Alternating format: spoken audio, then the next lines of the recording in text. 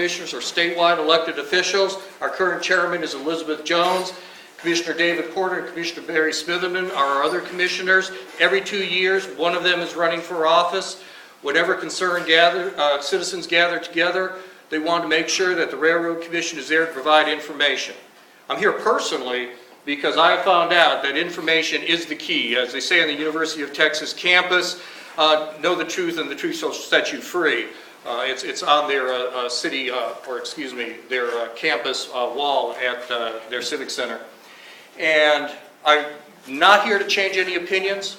I'm here just to present as many facts as I can. Of course, I want to answer as many questions as I can too, and that's probably the most important part of this. I do have Walter Gwynn because I want you to have a face with the name, because Walter is our director of our Wichita Falls District Office that oversees this area. He oversees the inspectors that will be inspecting these wells. Walter will be our first responder and his employees. I have 700 employees that report to me. I am not political, just so you know that. I'm not an elected official. I have worked in my 20 years with the Railroad Commission for 15 different commissioners, if not more. I'm a geologist. My board certified number is 325 for the state of Texas. I have a bachelor's degree and a master's of science degree in geology. Currently, I am the executive director. I have been for about 3 years, so right now I am serving a bureaucratic role. The Railroad Commission mission, I'm going to run through these pretty quick because I want to get to the questions and to the heart of the issues that might be confronting you. Denton is important to us. The Barnett Shale has turned into a fairly mature play, and you should know what to expect as production begins to move and increase in this area. But our mission is stewardship of natural resources, protection of public safety, and protection of the environment. We're the oldest regulatory agency with 120 years of history. We have spent 90 years regulating the oil and gas industry. This past week, I met with Spaniards that came in to ask how to regulate shale gas. I've met with the French. I've met with the English. I've met with the Colombians. We meet with international groups constantly because the Railroad Commission has the regulatory framework that has become the model for regulatory framework all throughout the world. The way we have a centralized location in Austin, district office, field inspectors, and the way we issue our permits across the broad spectrum, all the way from getting the initial drilling permit to getting the waste properly disposed of. Again, our three major assets: protect the environment, prevent the waste of natural resources. A lot of people don't understand that, but that is a mandate of our statutory authority from the legislature. Prevent waste. The natural resources of Texas, our resource to the state's economy. A lot of our rules are geared to make sure that the production and the mineral rights are equitably distributed, even though we do not have control of the leases or the minerals that occur. But we do set up what are called the field rules: how many wells can be drilled, where they can be drilled, and the other production, and it's very detailed engineering production that exists. In energy resources, it's not only oil and gas exploration, but we also are involved in the city's gas utility rates. And the railroad commissioners, the three bodies, deliberate to set utility rates. We also provide research and education on alternative fuels, primarily propane that's indicated with it. We also oversee pipelines in our safety production, regulate the design, the construction, the operation, and the maintenance of the pipeline systems, the transportation and storage and distribution of the alternative fuels.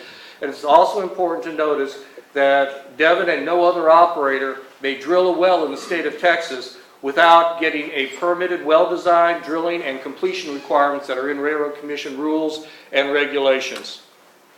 To protect the environment, protect pollution of land and water resources, and regulate the environmental aspects of the production within our statutory authority. We do have the TCEQ here. They are a fine organization and represented here by some extremely competent personnel, senior level personnel. Most of the air aspects are falling, if not all of them, fall under the TCEQ jurisdiction. So the one part that the Railroad Commission does not regulate is air quality. We turn to the TCEQ and their experts for that regulation. You should all realize how important Texas has been to the history of oil and gas has been to the history of Texas. There's were 350,000 wells in 1999. We now have almost 400,000 well bores in the state of Texas. And again, I have 700 employees that oversee that. We have an environmental public safety that oversees 120,000 field inspections every year. We investigate over 700 complaints. The complaints can come from concerned citizens, and we respond to every complaint that you will make. You will get a response. And let me just say, this does not have to be the first time we talk. I tried to make the effort to meet most of you when you walked in because I wanted you to know who the Executive Director of the Railroad Commission is. You do now know who he is. If you have a concern, if you have a complaint, if you feel your concerns are not being addressed, if you need information and you're having a hard time finding it, contact me, contact my office. Gay McElway, our public information officer, is here. Give her your contact information if you need us to contact you. I firmly believe that as much as we possibly can, we need to be a servant of the public. And one of those reasons is because I work for elected officials. You are their constituency. So with that, we witnessed 2,000 of the surface casings, which is the largest piece of pipe that's over there, to make sure they're properly done. And we witnessed 5,000 well pluggings annually. And while we don't play a role in creating jobs, we certainly recognize that many well-paying jobs are because of the oil and gas industry in Texas. 85% of the Texas counties report oil and gas production. Oil production, 77% of Texas counties produce natural gas. 228 of our counties have oil or gas production. That's 236,000 square miles of the state. If you look at the green dots on this, those are oil wells that are active in the state of Texas. If you look at the red dots, those are gas wells that are active in the state of Texas. You can see the Barnett Shale where we're located in through here. If you looked at that map 10 years ago, there'd be virtually no red that was there. So each one of these represents what is on our plate for breakfast every morning, that the Railroad Commission is responsible for overseeing public safety, environmental protection, and fair and equitable production coming from this. We have many pipeline facilities. The pipeline safety regulation is also the statutory authority of the Railroad Commission. Virtually every county has pipelines into it. There's 156,000 miles of pipeline under direct Railroad Commission oversight. We have over 1,200 pipeline operators that we regulate. For oil and gas operators, we have about 7,500 of them. A total of 282,000 miles of pipeline in the state of Texas, more than any other state in the Union. Texas is the #1 producer of oil and gas in America, and we produce 1/3 of the gas that the entire nation uses. So what's produced in Texas is not only important to the Texas economy, but it's important to the entire nation as well as national security. If you look at the pipeline map of Texas, you can see that Texas is a very extensive and intensive grid of pipelines that crisscross the state. Virtually all of this information, you're able to go onto our website, hone down in on our website, and get detailed information of each individual well in many of the pipelines. The shale gas plays are burgeoning all across the United States. I mentioned the world, where I also meet with public officials from Pennsylvania, from Michigan, from Ohio, from New York, all of which are wanting to see how the Railroad Commission, where hydrofracking was first regulated, is handled and how it works. You can see that the Barnett Shale is on here. I'd like to point to the part of South Texas. That's the Eagle Ford trend. That is currently booming. There is approximately 800 wells producing from a 10 to 11,000 foot shale gas play that's down there. And we are seeing a dramatic increase in production and a dramatic increase in drilling permits for this play down there also. You can see that I would say half of the states have a shale gas play that is within their borders. We don't make these estimates, but I have heard that, and I knew that, say, a few years ago, 10 years ago, a decade ago, they predicted a 15-year lifespan for gas, and we were building facilities along the Gulf Coast to import compressed natural gas and liquefied natural gas into the United States. Now those are being shifted to export natural gas. And that under at least current consumption, the estimate says that 100 years of natural gas use is currently available for the United States. That a tremendous resource, a game-shifting change in the energy industry and in the energy available to the United States. Natural gas production in Texas peaked in 1972. You saw that it continued to drop and remained relatively flat in 2005 to 2008 when, as Devin mentioned earlier, the peak of the production hit.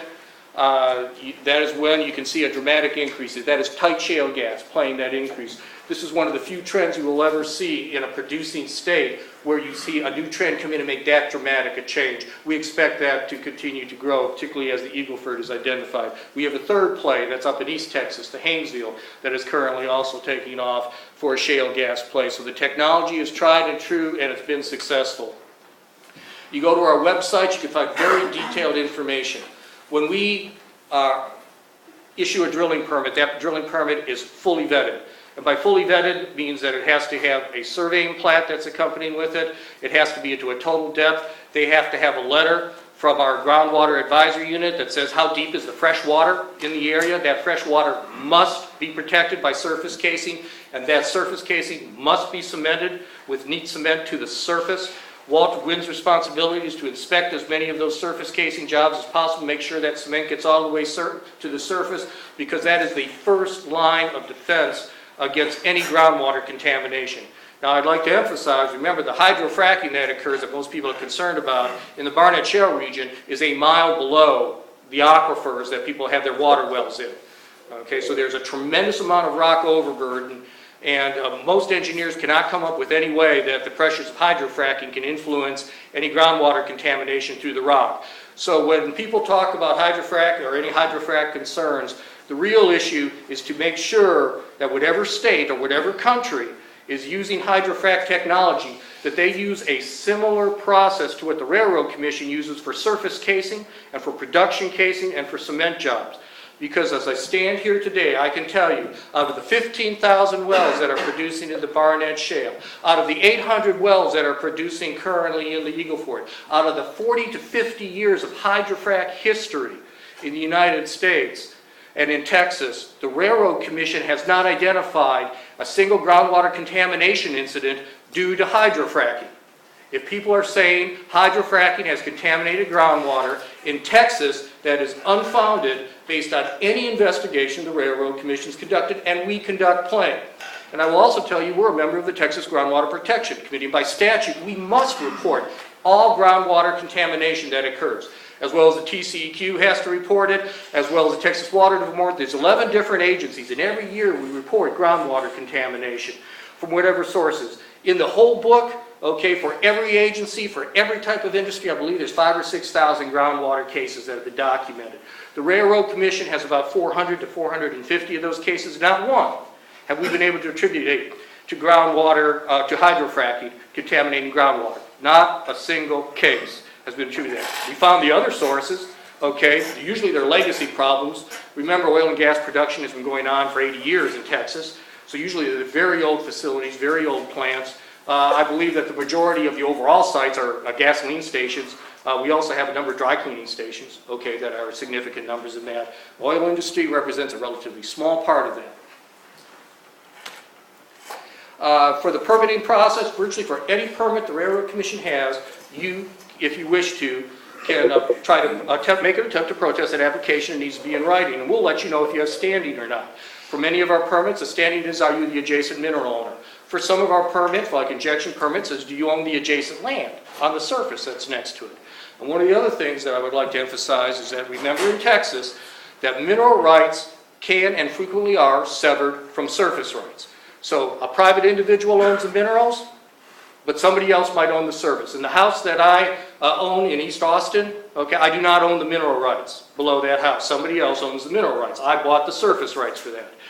And the case law in the state of Texas that goes back tens of decades, okay, might go back 100 years, is that mineral rights predominate, and the people that own the mineral rights have the authority to get the value of those mineral rights, okay? They have that intrinsic authority. That's case law, that's civil law, the Railroad Commission statutes, and the Railroad Commission rules and regulations must reflect that civil law. If you do protest it and you're invited to a hearing, you'll be able to come, you'll be able to testify at that hearing. They're held in Austin, Texas. Show you the volume of what we deal with. You can see from 2002 to 2008, the Barnett Shale ramping up. That's almost all Barnett Shale. Gas prices dropped really because of the success of the Barnett Shale. What you see from 2009 to 2010 is the Eagle Ford coming up, and the Eagle Ford drilling permits being issued, a new trend that's being developed. So you can see the volume of the drilling permits that we issue. Again, I'd like to remind you that we prevent the waste of oil and gas as well as protecting the environmental and also the correlative rights of the mineral interest owners.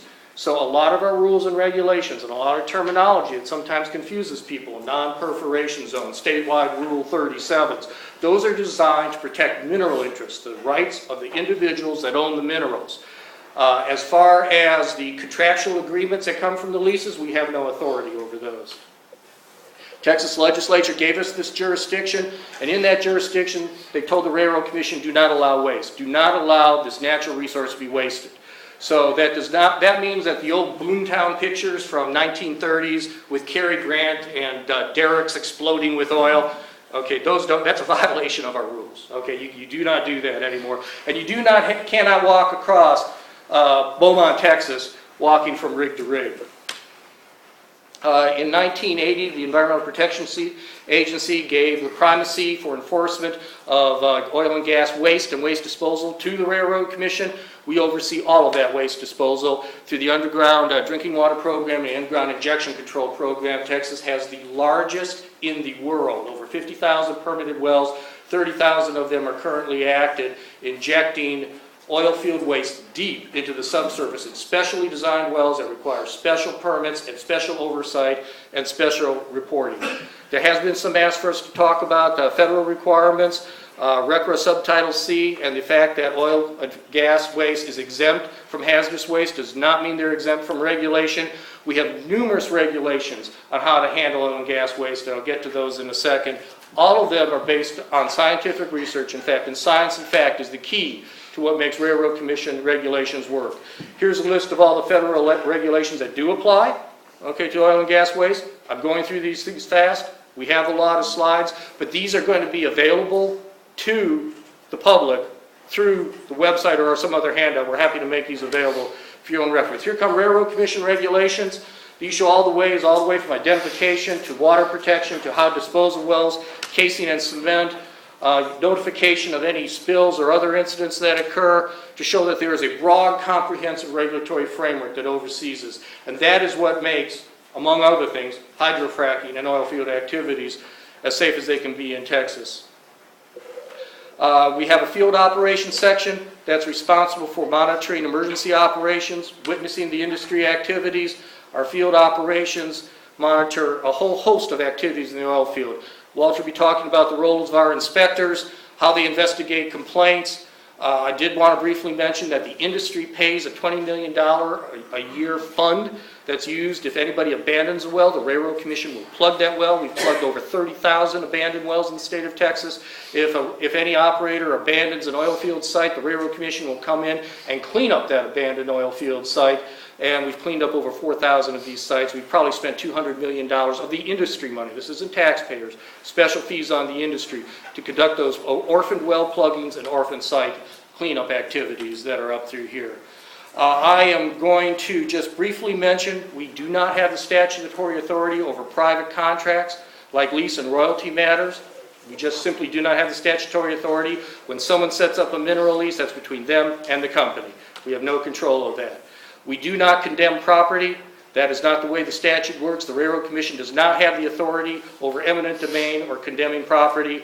Oil and gas pipeline operators are the ones that seek that authority, and the statute gives them that authority, and it can be challenged in civil court.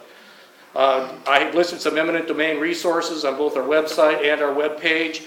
We do not have jurisdiction over roads and traffics. We don't maintain the roads. That's a TxDOT or a local county department. Some of the things that can be bothersome, like noise, we do not have statutory authority to control noise. If we have odors and air contaminants, if they come to an air quality issue, that's the Texas Commission on Environmental Quality. I'd like to now introduce Walter Gwynn, who has been a 30-year veteran That's right. of the Railroad Commission of Texas, to talk a little bit how our district offices operate.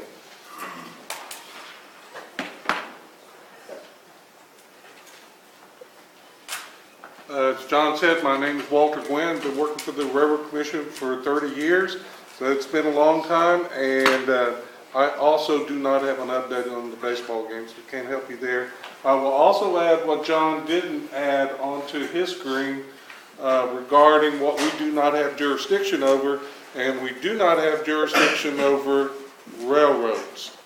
Funny thing, it's just, Railroad Commission ought to regulate railroads, but we don't. We lost that regulative authority a few years ago to TxDOT, and so the Texas legislators have not found it within their consciousness to rename us to a more appropriate name that would identify us as regulating a part of the energy industry.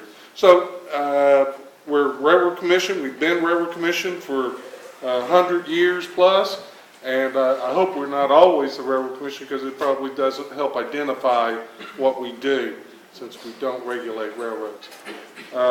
Having said that, we're still the Railroad Commission, and will be for at least the next 2 years until the legislative meets, and I'm sure there'll be a proposal to change our name then, as it has been for the last 10 or more years. As John has pointed out, here's our district. There's approximately 10 districts, different offices across the state. We all have different numbers, and Wichita Falls is District 9. We're in the purple, and Denton is one of our counties. We have that we're regulate. The district office is located out of Wichita Falls. The reason it's located out of Wichita Falls is because during the 40s, 50s, that's where the oil field was mainly at in terms of center of activity. There wasn't much activity over in Denton or Fort Worth or Johnson. However, in the last few years, that's all changed around, and there's quite a bit of activity around here. But we still have Denton out of our district, and so we are here to partner with Denton in anything that you've got to, you have any concerns over. We are the eyes and ears of the Railroad Commission's regulatory efforts out of in the field. We are the boots on the ground. We're the ones that get out and we go and inspect the leases. We have all the contact with the citizens who have concerns about whatever issues that they have, and they want to talk to a field inspector, because you call someone up and it's harder to get that one-on-one as you do with somebody that you can speak with face-to-face, and that's what we do, face-to-face. We're on call 24 hours a day, 365 as they say, and even leap year. So we're here for any emergency. The one phone number is our 24-hour number, so there's always someone there to answer it. Sometimes it's we switch off on who's on call, and I drew the lucky straw this week, so I'm on call this week, and hopefully I won't get any calls tonight. But if we do, and I have to leave here real quick, you'll understand. But our purpose is to ensure the public safety and environmental protection. We're here to ensure that the oil and gas exploration industry is performed in accordance with the Railroad Commission rules, regulations. As I said, we have Denton County as one of our counties, and I know that most of y'all, if maybe not all of y'all, did not realize that there were actually gas wells operating in Denton County long before the Barnett Shale ever showed up. Yes, there was gas production and has been for quite some time in Denton County, and nothing terrible has happened. It's been going on before I came to work for the Railroad Commission. That it's true, it's not as deep as the Barnett Shale. Most of the gas production that was in shallow wells were in vertical wells, of course. Some of it was oil wells. Some of that oil was so thick, though, they'd have to heat it in order to haul it out of there. It was very thick, and sometimes they did not even produce it during the winter because it was just too difficult to get out of the ground. But everything has been updated. We're moving forward. Things have changed, and we're changing with it as well. We have, just in our district, we have over 60,000 wells. 35,000 are oil wells, 19,000 gas wells, 5,000 injection wells. Denton County has 91 oil wells. As I said, the oil wells is not really the thing, even though there is oil here. It's not the kind of, it's not always as good as everybody would like for it to be. 3,000 gas wells and counting, and 5 injection wells. In our district, last year, fiscal year, for 1 year to 12 months, 15,000 oil and gas lease inspections. We witnessed one of the things that it's personal to me is the surface casing. I believe actually we lead the state in the district, in this district right here, of number of surface casings witnessed, because I care about surface casing jobs, how well they're done. The surface casing is the first line of defense for groundwater protection, and I am all about groundwater protection. I live in the area. I have grandchildren living around here. They're going to have children and grandchildren. So I have a vested interest in keeping the water protected. I do. It's the truth. So it's something that I'm very concerned about. We go out, we witness these jobs. We want to make sure that they're constantly adhering to our regulations, because it makes a difference to me. Consequently, it makes a difference to y'all. But, you know, I'm thinking of my grandkids first. But I really, I do care about how the groundwater is protected. We witnessed the pluggings, mechanical integrity test for the saltwater disposal wells. We're the ones out there that know exactly what's happening, so that's why we're out there. There are oil and saltwater spills, and there are accidents that do happen, but we're there to make sure that they're properly cleaned up. And within our district, we had 236 citizen complaints. Seems like a lot, but there's a lot going on. So one of our first and highest, well, let me put it this way, it is our highest priority, is citizens' concerns as they call in to us. So we don't take it lightly.